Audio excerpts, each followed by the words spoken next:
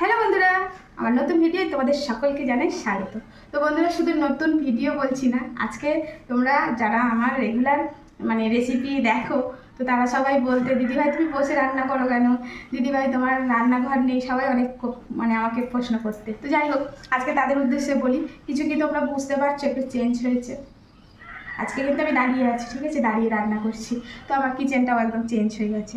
তো যাই হোক, চলো আজকের নতুন রান্নাঘরে তোমাদেরকে একটা রেসিপি শেয়ার করি। আর প্রচণ্ড ব্যস্ত ছিলাম, যার জন্য রেসিপি দেওয়া হয়নি।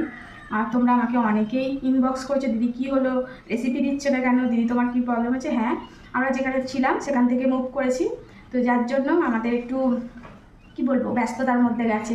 একটা জায়গা থেকে অন্য জায়গায় শিফট করলে কত কাজ থাকে, তাই না? তো যাই হোক, সব কিছু গুছিয়ে নিয়েছি। তো আজকে নতুন রান্নাঘরে তোমাদেরকে নতুন রেসিপি বলবো না, খুব ব্যস্ত ছিলাম আর শরীরে খুব জার্নি করেছে, তো শরীরটা খুব কষ্ট লাগছে, তাই খুব চটপট একটা রেসিপি বানাবো। তো আজকে ভাবছি একদম ভাত সিম্পল আর একটা ডিমের চটপট রেসিপি। তো চটপট যেভাবে আমি ডিমটা রাখবো সেটাভাবে তোমাদের সঙ্গে শেয়ার করি। তো এই যে এখানে আমি কিন্তু ডিম নিয়ে নিয়েছি, পেঁয়াজ, লঙ্কা, রসুন, আদা, টমেটো সব কেটে নিয়েছি।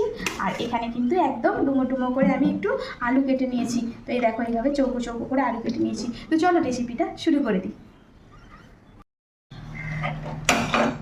তো প্রথমেই কিন্তু আমি ডিমটা সিদ্ধ বসিয়ে দিলাম, ডিমটা আমি একদম বয়েল করে ফেলবো। এই তো ডিমগুলো সিদ্ধ করে নিয়েছি, এখন ডিমগুলো ছুলে ফেলবো।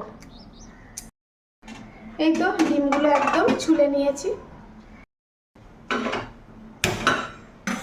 তো এখন একটা কড়াই বসিয়ে দিলাম। এখন কড়াতে আমি একটু তেল দিয়ে দিলাম, এখন একটু লবণ দিয়ে দিচ্ছি, আর দিয়ে দেব সামান্য একটু হলুদ। তো এখন আমি কিন্তু এই ডিমগুলো এর মধ্যে ভেজে নেব লাল লাল করে।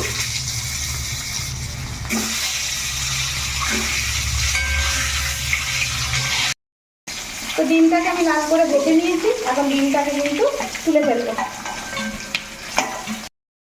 তো এখন এই যে কড়ার মধ্যে ডিম ভাজা তেল আছে, যা আর তেল লাগবে না। তো এখন এই তেলের মধ্যে এই যে ডুমো করে রেখেছি আলুটা, একদম ছোট ছোট করে, চটজলদি যাতে হয়ে যায়। তো এখন এইগুলো দিয়ে দেবো, দিয়ে এই আলুটা একটু লাল লাল করে ভেজে নেব। এই তো আলুটা সুন্দর করে ভেজে নিয়েছি, এখন কিন্তু এর মধ্যে পেঁয়াজ কুচি আর লঙ্কা কুচিটা দিয়ে দেবো। তো এটা দেওয়ার পরে আবার একটু হালকা করে ভেজে নেব কিন্তু। তো আলু পেঁয়াজ একটু ভেজে নিয়েছি, আর এখন দিয়ে দেবো কুচনো টমেটো। আর আমার এই ডিম বলো, মাছ বলো, মাংস, একটু টমেটো না দিলে কিন্তু ভালো লাগে না।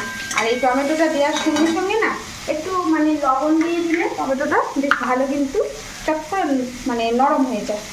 এই যে একটু লবণ দিয়ে দিলাম।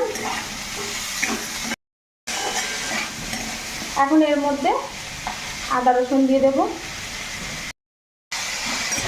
তো আদা রসুনটা দিয়েও একটু কষিয়ে নিয়েছি, এখন কিন্তু এর মধ্যে রেগুলার মশলাগুলো দিয়ে দেবো। এখন দিয়ে দিচ্ছি হলুদ, দিয়ে দেব লঙ্কার গুঁড়ো, দিয়ে দেব ধনিয়ার গুঁড়ো, আর সামান্য একটু জিরের গুঁড়ো।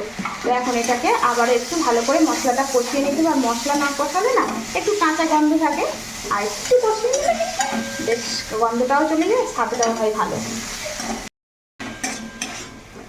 তো এই তো একদম কষানো হয়ে গেল, এখন কিন্তু দিয়ে দেবো জল। এবারে তোমরা যে যেমন গ্রেভি চাইছো সেই মতন করে জলটা দিয়ে দেবে।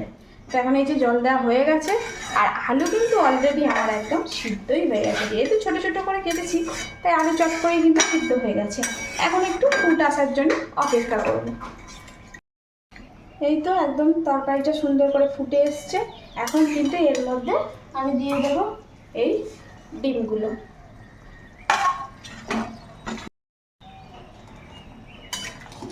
একটু ঢাকা দিয়ে দেবো।